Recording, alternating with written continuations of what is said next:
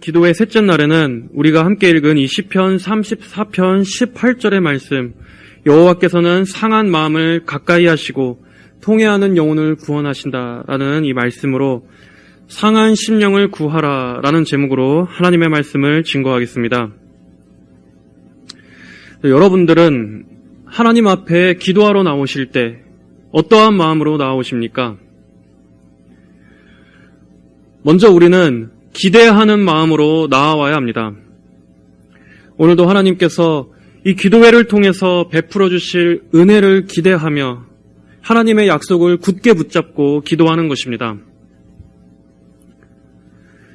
전능하신 살아계신 하나님을 만나 뵈러 나올 때 그 어떤 기대감도 없이 나오는 것은 비극적인 일입니다. 기대가 없는 마음에서 나오는 기도는 하나님께나 우리 자신에게나 아무 유익이 없는 일입니다. 기도의 자리에 나와서 그저 아무런 기대 없이 그저 입술의 말만 허공에 뿌리고 간다면 이 귀한 시간을 얼마나 헛되게 보내고 가는 것입니까? 우리는 오늘도 하나님께서 살아계신다는 확실한 믿음과 또 우리가 기도드리는 그 대상에 대한 분명하고도 강한 열망을 가지고 있어야 합니다. 단 한 번의 기도라 할지라도 나는 오늘 나의 기도를 들으시는 살아계신 하나님께 나의 모든 것을 고하러 간다. 그 어느 때보다 지금 내게는 하나님의 도우심이 절실하다. 나는 하나님의 은혜가 없이는 살 수가 없다. 라는 마음으로 예수님의 옷자락을 부여잡는 믿음으로 우리는 나아와야 합니다. 저를 축복해 주시지 않으면 보내주지 않겠습니다라고 하나님의 천사와 씨름했던 야곱과 같은 심정으로 나아와야 합니다. 이러한 믿음과 더불어 우리에게 준비되어져야 할 또 하나의 마음이 있습니다. 그것은 바로 상한 심령입니다. 상한 심령이야말로 우리로 하여금 하나님을 간절히 붙잡도록 준비시켜줍니다. 하나님께 대한 전적인 의존과 또 밤새도록 하나님을 찾고 부르짖게 만드는 끈질긴 인내, 이러한 기도의 열심은 우리의 마음이 상한 심령으로 고통 중에 있을 때에만 가능한 것입니다. 세상에서 상한 심령은 인기가 없습니다. 상한 심령의 사람은 사람들도 외면합니다. 영적인 고통과 또 삶의 여러 가지 무거운 짐으로 인해서 침울해 있는 사람에게는 그 사람 곁에는 그 누구도 가까이 가지 않습니다. 잠언 14장 10절의 말씀처럼 마음속 고통은 오직 자기만 알기 때문입니다. 오히려 우리는 그 누군가의 도움이 절실히 필요한 바로 그때 오히려 더욱더 혼자가 되는 경험을 할 때가 많습니다. 성도, 불신자 할 것 없이 우리가 큰 고통 가운데 있을 때 인생에서 가장 큰 고독과 외로움을 경험하게 되는 것은 하나님께서 모든 인생에 정해놓으신 보편적인 섭리인 것 같습니다. 힘든 시간을 보내본 사람들의 공통된 이야기는 내가 가장 힘들었을 때 나를 더욱 힘들게 했던 것은 내 곁에 그 누구도 남아있지 않았던 고통이었다라는 고백이었습니다. 지혜로우신 하나님께서는 모든 인생에 그런 시기를 허용하십니다.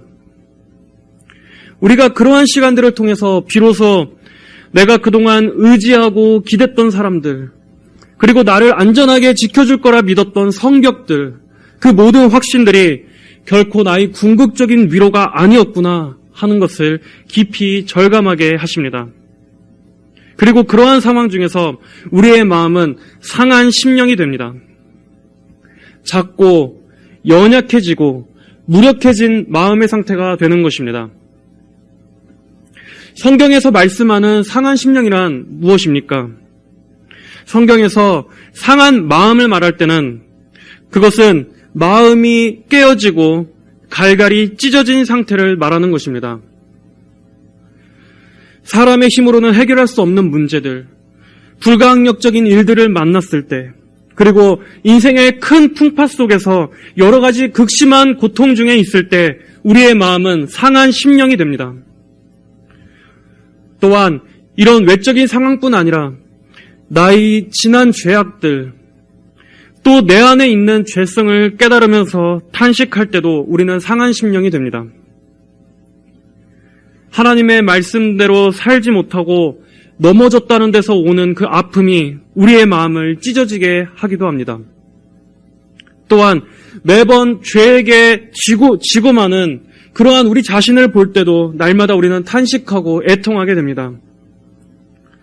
성경에서는 상한 심령의 상태를 토로하는 여러 가지 표현들이 나오는데 그 예로 이 시편 38편에서는 다윗이 이렇게 탄식합니다.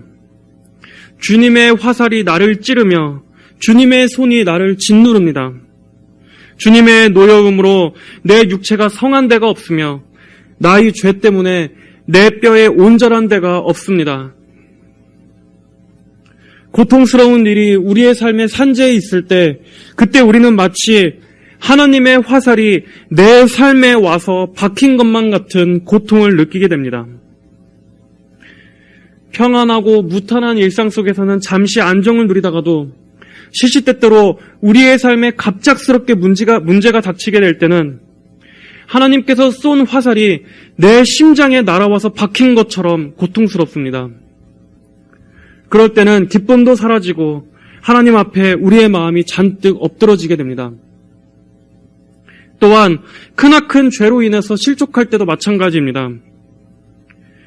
하나님의 뜻대로 순종하며 경건의 길을 잘 걷다가도 죄로 인해서 발을 헛디게 돼서 넘어지게 되고 큰 죄로 실족하게 되면 그때는 우리의 마음의 평안이 사라지고 하나님의 손이 내 양심을 짓누르는 것과 같은 영적인 침체를 느끼기도 합니다.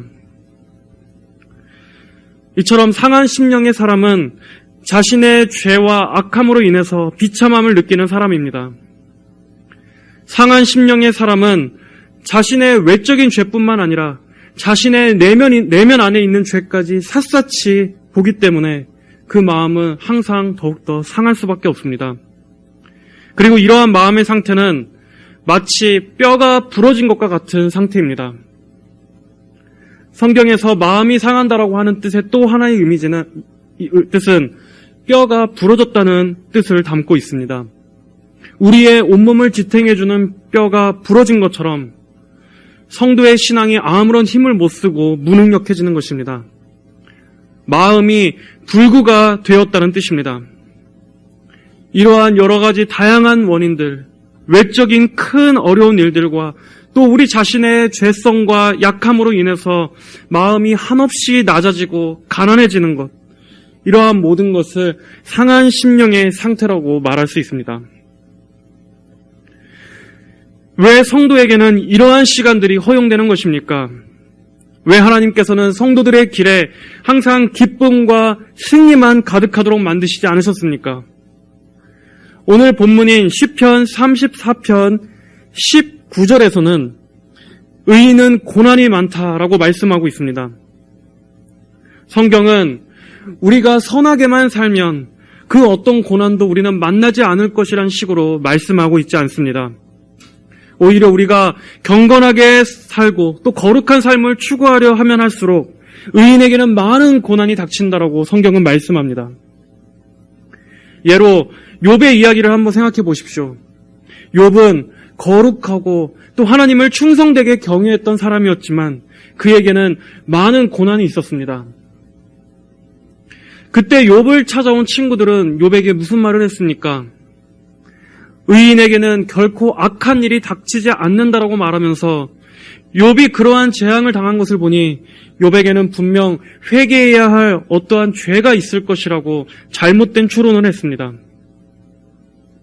하지만 우리가 욥기를 봐서도 알 수 있듯이 분명 의롭게 살고자 해도 고난은 닥칩니다. 오히려 성경은 우리가 육신의 몸을 지니고 사는 동안에는 많은 환난을 겪게 될 것을 거듭 말씀하고 있습니다. 설령 택함받은 성도라 할지라도 우리가 하늘의 도성에 도달하게 되는 그날까지는 많은 환난의 가시밭길을 걷게 되어 있다고 성경은 항상 증거하고 있습니다. 왜냐하면 이 세상은 사단이 왕노릇을 하고 있고 또 우리 삶의 도처에는 악인들이 주도하는 세상 가운데 우리가 살아가고 있기 때문입니다. 이 세상은 죄악의 질서를 따라서 행하고 있기 때문입니다. 이러한 세상 속에서 우리 성도가 길을 걸어가는 것 자체가 세상의 물결을 거슬러 올라가는 일입니다. 그 안에서 우리 성도들 역시 많은 어려움에 봉착하게 되고 소돔과 고모라의 한가운데에 거했던 그 의로운 롯과 같이 우리는 영혼의 고통을 겪을 수밖에 없습니다. 하지만 하나님께서는 성도들에게 이 땅에서 겪는 많은 어려움들을 허용하셨고 또 그로 인해서 우리의 마음이 깨지고 부서지는 것도 허용하셨습니다. 상한 심령만이 하나님께 부르짖을 수 있기 때문입니다. 하나님께서는 낮고 가난한 마음이 깨어진 성도를 찾고 계십니다. 여러분, 상한 심령이야말로 하나님을 만나기에 가장 좋은 마음의 상태라는 것을 알고 계십니까? 오히려 하나님을 가장 친밀하게 만날 수 있는 길은 우리의 마음이 철저하게 낮아진 상태입니다. 오늘 본문 말씀에서는 여호와께서는 상한 마음을 가까이 하시고 통회하는 영혼을 구원하신다라고 말씀하고 있습니다. 이러한 마음은 하나님을 우리 곁으로 끌어당깁니다. 하나님께서 우리를 향해 귀를 기울이게 하시고 또 우리의 기도에 더욱더 관심과 집중을 기울이시게 만드는 것은 우리가 가장 가난한 마음으로 하나님 앞에 나아갈 때입니다. 상한 심령을 통해서 우리는 어떠한 유익을 얻을 수 있습니까? 첫째로 상한 심령은 우리로 하여금 겸손하게 만들어줍니다. 겸손하지 않은 마음은 결코 상한 심령이 될 수 없습니다. 아니, 오히려 고난을 통해서 상한 심령이 된 자만이 진정으로 겸손해질 수 있습니다. 그전에는 우리 자신에 대해서 스스로 부하다고 생각합니다. 진정 내 자신이 눈멀고 가난하고 벌거벗은 자라는 사실을 그전에는 알지 못합니다. 하지만 고통을 당하고 그로 인해서 심령이 상하게 된 후에는 이제 내 자신이 얼마나 영적으로 비참한 존재이며 내가 은혜와 긍휼이 절대적으로 필요한 자라는 것을 보게 됩니다. 여러분, 생각해 보십시오. 하나님의 은혜가 아니라면 우리는 얼마나 비참한 자입니까?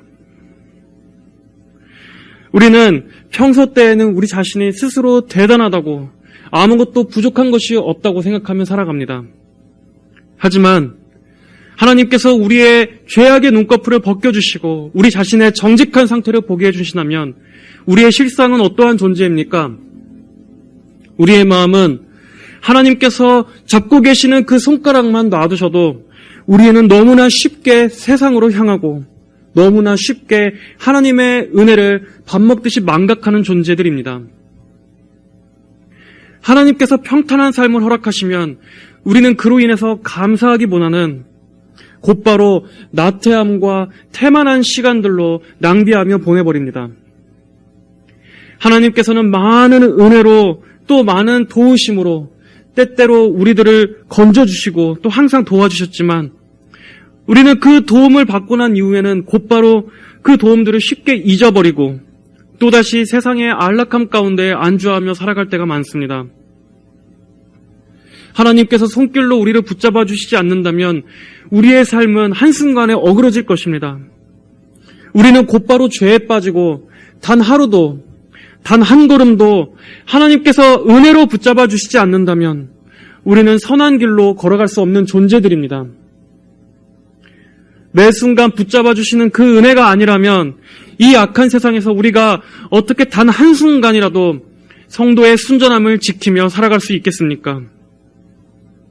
또한 우리 앞에는 날마다 하나님께서만 도와주실 수 있는 많은 문제거리, 많은 기도거리가 있습니다. 해결돼야 할 많은 어려움들이 있습니다. 그리고 또 많은 영적인 대적들이 있습니다. 이러한 것들을 생각하면 우리는 하나님을 의지하지 않고서는 정말로 단 한순간도 살 수 없는 존재라는 것을 깨닫게 됩니다. 그리고 내가 지금 전혀 자신만만해할 거리가 조금도 내 안에 없다는 것을 깨닫게 될 것입니다. 두 번째로 상한 심령은 우리로 하나님께 더욱더 굶주리게 만들어줍니다. 상한 심령을 가진 성도는 하나님의 말씀도 잘 흡수합니다. 상한 심령의 상태가 돼봐야만 우리는 하나님의 말씀을 눈물을 흘리며 듣게 됩니다. 마음이 깨지고 부서져서 하나님께서 제발 한 조각의 은혜의 부스러기라도 제발 떨어뜨려 주시기를 간절히 바라게 되기 때문입니다. 마음이 부하고 그 마음에 여유가 있고 그 마음에 기름이 껴있을 때는 하나님의 말씀도 대충 흘려듣습니다. 그 말씀이 전혀 내 마음에 와닿지도 않습니다. 하지만 상한 심령일 때에는 간절한 마음으로 하나님의 말씀을 받습니다. 오늘도 하나님께서 선포되는 모든 약속의 말씀들이 제발 내게도 임하여 주시기를 간절히 구하는 마음으로 하나님의 말씀을 듣습니다. 너무나 목이 마르고 은혜에 갈급하기 때문입니다. 이러한 상한 심령은 하나님에 대해 갈급하고 굶주리게 만듭니다. 그리고 하나님에 대해서 더욱더 예민해지게 만듭니다. 하나님의 응답이 내게 어떤 식으로 올지 눈을 뜨고 귀를 열고 마음을 열고 항상 하나님의 인도하심을 주목하며 기다립니다.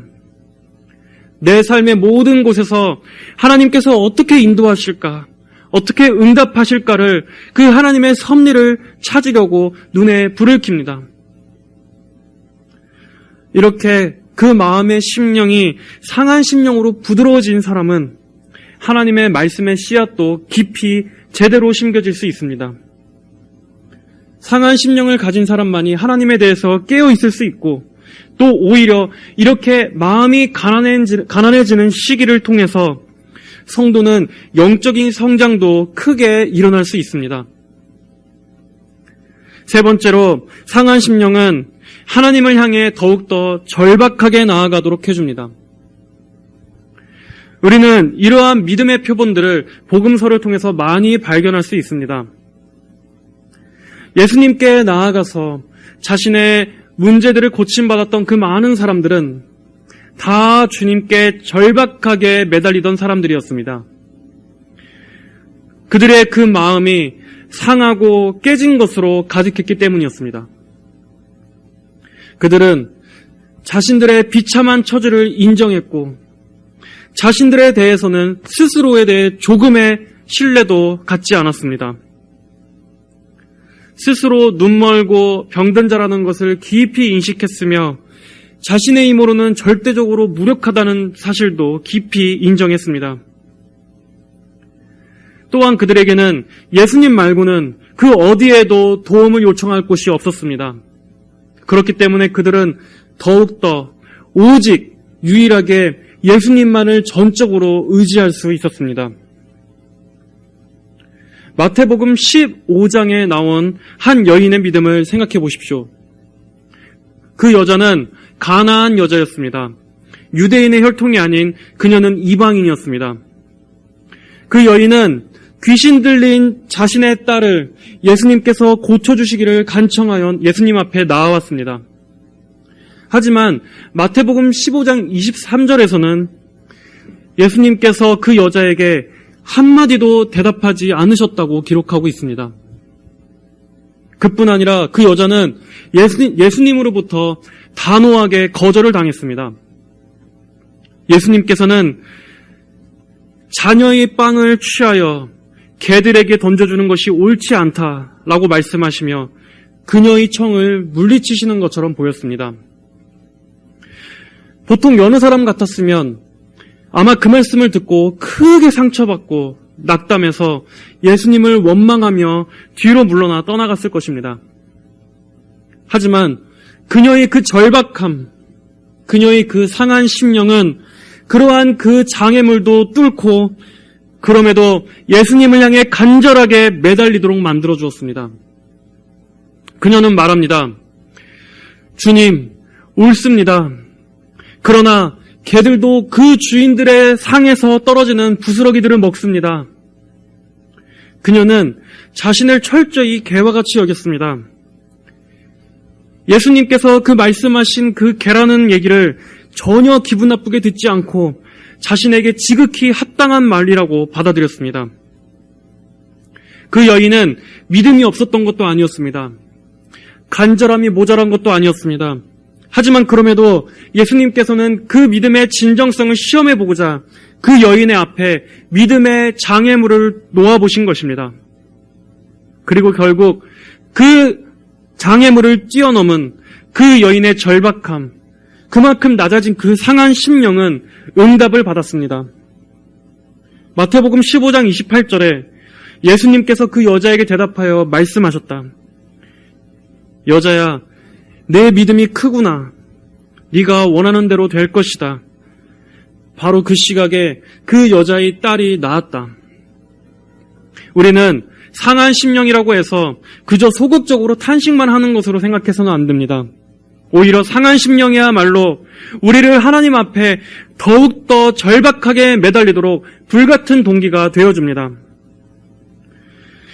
진정으로 나는 말로 다 할 수 없이 비참하고 무가치한 존재이지만 그렇기 때문에 나는 더욱더 주님만을 간절히 붙잡을 수밖에 없다. 이러한 마음은 극히 애통하고 절박한 사람에게서만 나올 수 있는 것입니다. 자신의 비참과 가난을 가장 잘 인식하는 사람이야말로 주님의 위로를 받기에 가장 합당한 자격을 갖춘 사람입니다. 오히려 우리는 우리의 비참함을 통해서 하나님의 위로를 얻어내는 기회로 삼아야 합니다. 예수님께서는 죄인을 구원하시기 위해 오셨습니까? 그렇다면 오히려 우리는 환영할 만한 소식입니다. 주님, 저야말로 죄인 중에 괴수입니다. 저를 구원해 주십시오. 그 죄인, 가장 큰 죄인이 바로 여기 있습니다. 라고 우리가 말할 수 있기 때문입니다. 예수님께서 이 세상에 병든 자를 구원하시기 위해 오셨습니까? 그렇다면 여러분은 손을 들고 믿음으로 외치십시오. 네, 맞습니다. 저는 병든 자입니다. 저는 머리부터 발끝까지 철저하게 어그러지고 썩어 문드러진 자입니다. 그렇기 때문에 저는 예수님이란 최고의 의사가 필요합니다. 주님, 제발 오셔서 이렇게 망가진 저를 고쳐주십시오. 이렇게 우리는 우리의 상하고 통해하는 심령을 하나님 앞에, 예수님 앞에 내밀며 더욱더 큰 은혜를 담대히 구할 수 있는 것입니다. 이렇게 상하고 애통한 심령보다 더욱더 병들어 있는 심령은 무엇인지 아십니까? 바로 그러한 의사 앞에서도 우리 자신의 병듦과 우리 자신의 망가진 것들을 바라보지 못하고 여전히 죽어있는 심령으로 하나님 앞에 차갑게 서 있는 것입니다. 여전히 깨어지지 않고 돌같이 굳은 심령으로 하나님 앞에 묻어나게 있는 것입니다. 여러분 자신의 이러한 애통함과 상한 심령을 무기로 하여 하나님 앞에 나아가십시오. 이것은 결코 우리 자신의 의로서 하나님 앞에 나아가는 것이 아닙니다. 하나님께서는 누구보다도 이런 낮은 심령에 가까이 하신다라고 말씀하셨습니다. 그러므로 마음이 깨어지고 또 부서진 상태일수록 오히려 그것을 기회로 삼아 하나님을 찾고 붙잡으십시오. 더욱더 하나님께서 그럴 때 함께 해달라고 겸손히 구하십시오.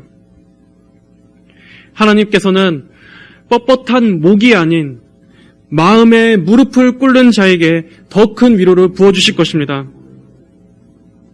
그러므로 여러분, 우리는 의지적으로라도 우리의 이 강팍한 마음을 깨뜨려야 합니다. 나는 철저히 하나님의 도우심이 없이는 한순간도 살 수 없다는 것을 매 순간 우리의 심장에 새겨야 합니다. 상한 심령은 우리의 자존심을 십자가에 못 박게 합니다. 우리는 하나님 앞에 나아갈 때마다 우리 자신을 영적인 거지와 같이 여겨야 합니다. 하나님의 은혜를 얻기 위해서 두 손을 모아 간절히 구걸하는 그러한 거지의 자세로 나아가야 합니다. 은혜와 도움은 내 자신 안에서 나오는 것이 아닌 위에서부터 주시는 것입니다. 그것이 없이는 우리는 살 수 없습니다. 우리는 오직 위로부터 오는, 하나님께로부터 오는 그 은혜의 적선으로 인해서 살아가는 것입니다. 하나님께서는 상한 마음을 가까이 하시고 통회하는 영혼을 구원하십니다. 우리가 고통 가운데 있을 때 내 주변에는 아무도 없다고 생각하지만 감사하게도 하나님께서는 바로 그러한 때 그 어느 누구보다도 우리 곁에 더욱더 가까이 다가와 주신다고 성경은 말씀합니다. 이 말씀은 상한 심령 중에 홀로 고통받는 모든 성도들에게 큰 위로가 되어주는 말씀입니다. 하나님께서는 애통하는 영혼을 귀하게 보시고 그 영혼을 죄에서 또 어려운 환경에서 건져내 주십니다. 시편 51편 17절에서도 역시 어떻게 말씀하고 있습니까? 하나님께서 원하시는 제사는 상한 심령이니 하나님은 상하고 통회하는 마음을 멸시하지 않으신다라고 성경은 말씀하고 있습니다. 사람들은 멀리하고 또 거리를 두는 이 상한 마음은 하나님께서 오히려 그러한 때에 더욱더 우리 곁에 가까이 해주신다고 말씀합니다. 얼마나 감사한 일입니까?